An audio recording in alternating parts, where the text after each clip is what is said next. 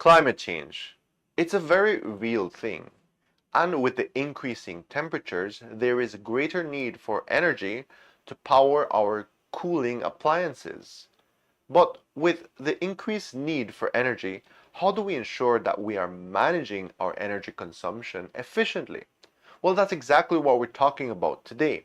Good afternoon, my name is Emmanuel Petch, and on this episode of the What's and Whys of Energy, we are talking about how you can live efficiently and save more. Joining us today to have this conversation, we have with us Ezar Pol, Energy Audit Officer at our Revenues and Customer Accounts Department. Ezar, welcome to the show. Thanks, Emmanuel. Good afternoon, everyone. I'm excited to be here. All right, Ezar. Now, your position is quite interesting to me. Energy Audit Officer. How do you even begin to audit energy? What is it that you actually do?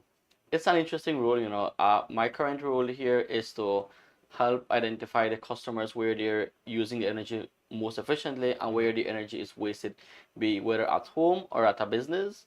And every energy audit starts with verifying the metering accuracy of your system, and from then we dive on into your appliances at the premises. Okay, so starting at the meter, ensuring that it's working efficiently, and then helping customers identify how they can better manage the energy more efficiently. Yes. That's more or less what it is. Exactly, that's it. Okay, so let's start there. I'm sure you've met in your line of work, you've understood and analyzed what are the most efficient ways to manage energy at home. So let's start right there. What are some quick wins, some quick tips that our customers can do today that can have them see immediate impacts on their energy consumption at home? Definitely. Some quick wins that we could always do at home is change your lights from your traditional to LEDs. Why? Because these LEDs are very efficient, that they could save you up to 80% in energy consumption. Another tip that I could always recommend to you is please turn off your lights when not in use, especially at nighttime. If you're the bathroom or any room or the verandas that are not in use, you could always turn it off, because these in the end do add up. These small amounts do add up for your bill in the end of the month. Also, we could always go and please unplug all appliances that are not in use, either be your devices such as your smartphone, your laptop chargers, coffee makers not in use, your microwaves. All of these, even though they are not in use, they're still pulling minimal energy, which do accumulate by the end of the month. Okay. Does it really make a difference? Is there, I'll be honest with you, right? I've been guilty of this myself, it's a busy day at work. I turn off my computer at the end of the day, but I don't unplug my computer. I've been guilty of this before, I'll be honest. I'm sure some of you can relate as well. Does it really make a huge impact on your energy consumption? It really does, and you're not the person, you're not the first person that admit this. Almost everyone tells me the same thing, and that's why we always recommend as well to use a power strip right here. Why? Because a power strip has this smart technology that it disconnects or it shut off the electricity from an appliance that is not in use, even if it's connected. So like you said, even if you have, let's say, 3 or 3 appliances connected to your power strip but you're not in use, the power strip will just block it away. Okay, so a power strip or a surge protector. Definitely. Yeah, both can. I think a surge protector would work even better. Yeah, that's where a bit, because that even protects your device, your appliance as well. Right, and I like the functionality of these surge protectors, because with just the press of a button, you will shut off power to all the devices that are connected to it. Definitely. And I do this at home as well, and I hope you take advantage of these tips. All right. Now, I'm in the position of a customer now, right? And I've done all these tips. I've changed my light bulbs. I'm doing all of these nice tips that you are suggesting. But you know what? Especially during the hotter months, I still find that I'm consuming a lot of energy. Yeah. Like, what's happening, or what can I do better to ensure that I'm managing my energy as efficiently as possible? Yes, unfortunately, due to climate changes, it does impact us directly as an electricity company, right? Because our appliances, specifically the cooling appliances at home, they really depend on the environmental temperatures out there. So for the hotter months, our appliances just work even harder than the usual, because they have to control the cooling system inside. But all of it comes from the hotter air outside. Okay, so cooling appliances like my refrigerator, like ACs, like fans, those are directly impacted by the hotter months as well.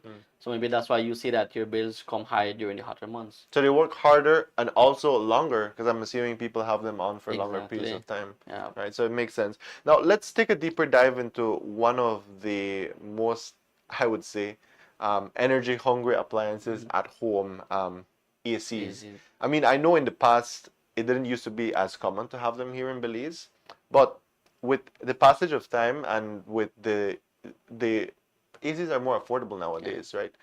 So ACs have become a lot more common in Belize. And with that said, we need tips. We need your help, Ezar, to help us understand how to better manage this system. Yeah, so I have a few tips here I could provide to you guys as the customers. One of the main tips is to please control your temperature to the right or the most recommended temperature, which is 25 degrees Fahrenheit Celsius.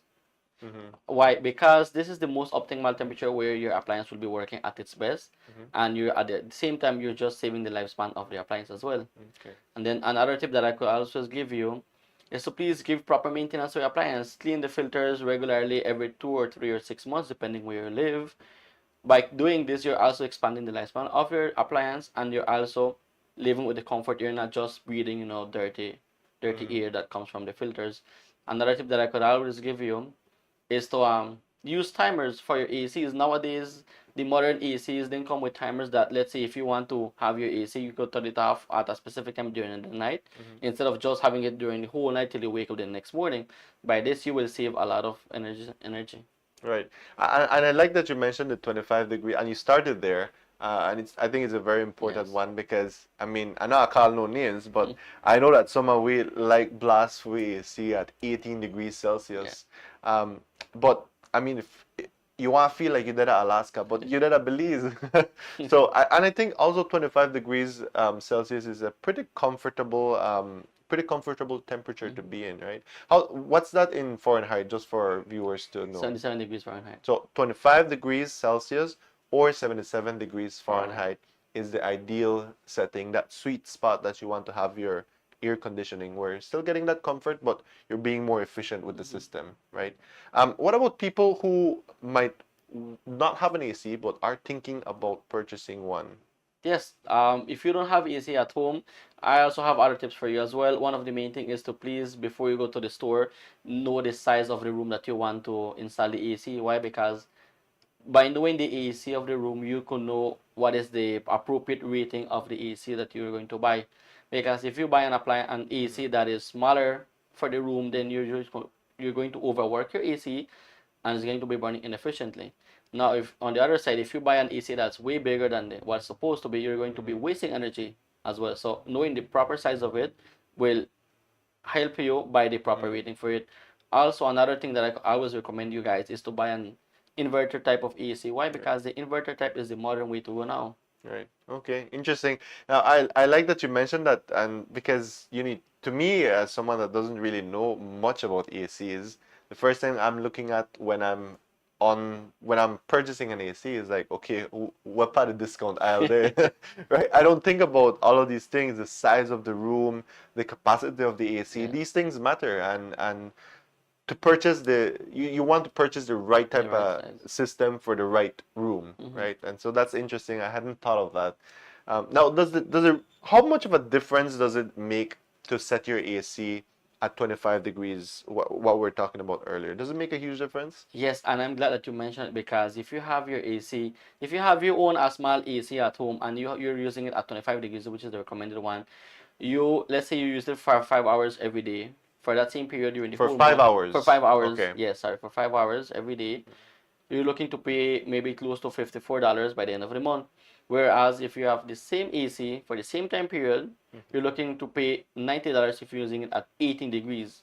Okay. So if there's a difference of maybe 40% an increase just in temperature wise. Now if you have you have a larger AC for the same time period for 25 degrees Celsius, you're looking to pay close to $90 just for that AC by the end of the month. Okay. If you have it at 18 degrees for the same time period as well, you're looking to pay close to $132 by the end of the month. So it's a lot of difference just in the difference of temperatures. So just adjusting that temperature, you're already seeing some savings Yes. there. And I'm guessing with all of the other tips that you mentioned, it actually accumulates and you get to save more at the end of the day, right? Definitely. Okay, interesting. Now, let's talk about one of those appliances that everyone has at home, and is one of those essential appliances that you really can't turn off Mhm. for obvious reasons, and this is your refrigerator. Everyone got one at home, and if you're like me that loves to meal prep at the end of the week, my fridge is properly stacked, and for obvious reasons, I can't turn off my fridge. Yes. My food will spoil, right? I'm sure people have thought that as well. So, what can we do to manage, to better manage this appliance to ensure we're getting the best value out of our money? Yes, moving to the refrigerator as well, as you say, we cannot unplug it, so we have to have it there 24/7 all year long. One of the main things that I always recommend is to, similar as your AC, set your temperature, your refrigerator to a specific temperature. If it's the freezer, you could set it up to 3 to 5 degrees Celsius. Now, if it's for the refrigerator, you could set it up to 18 degrees Celsius, because this is the optimal the temperature as well. Another thing that I always recommend is to stack your food, as how you said, like as food lover. I would stack your food properly in containers and stack it there, and stack it evenly distributed within the refrigerator, because the cool air does reach from the way to the top all the way up to the bottom. So just stack it properly and avoid blocking the air vent. Okay, Yes. interesting.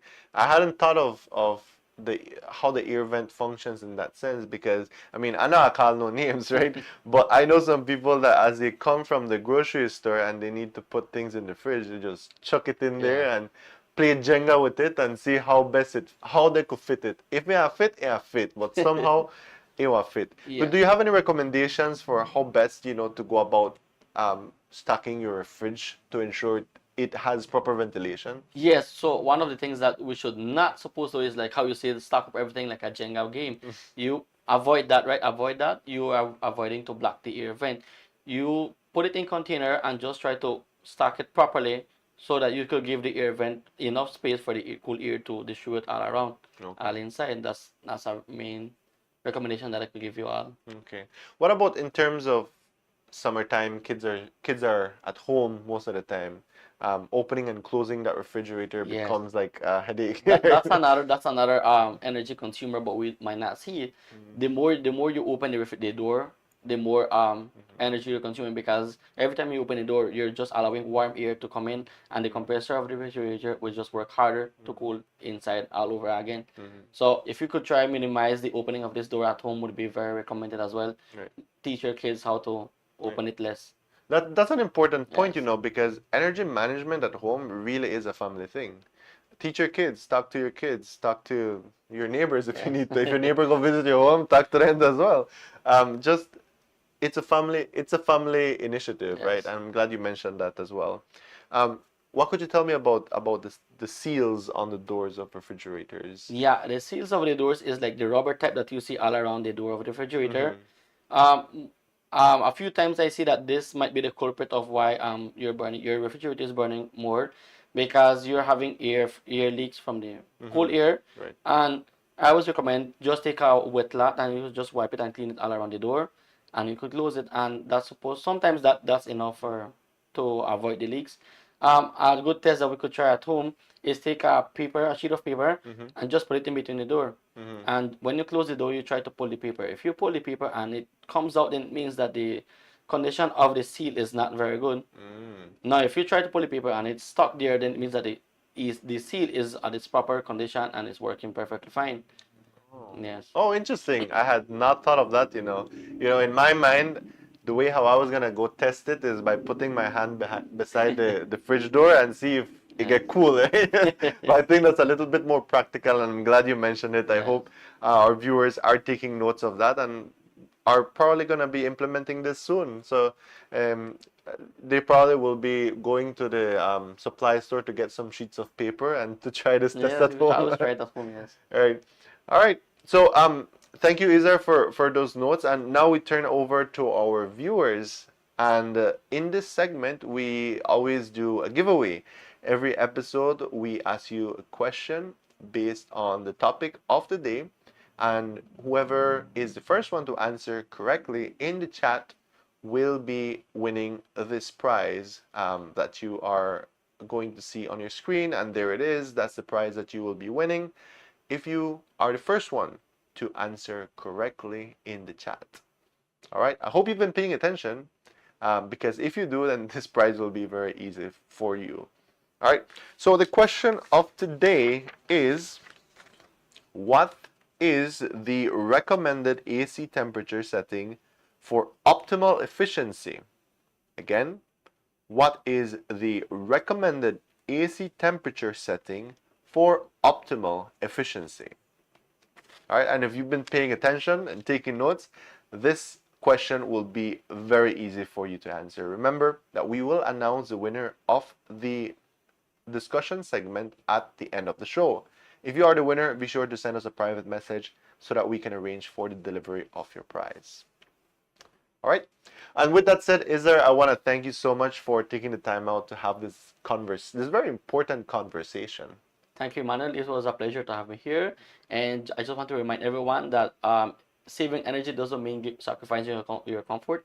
It's just about making smarter and more energy efficient decisions in your daily activities to save dollars in the end of the month.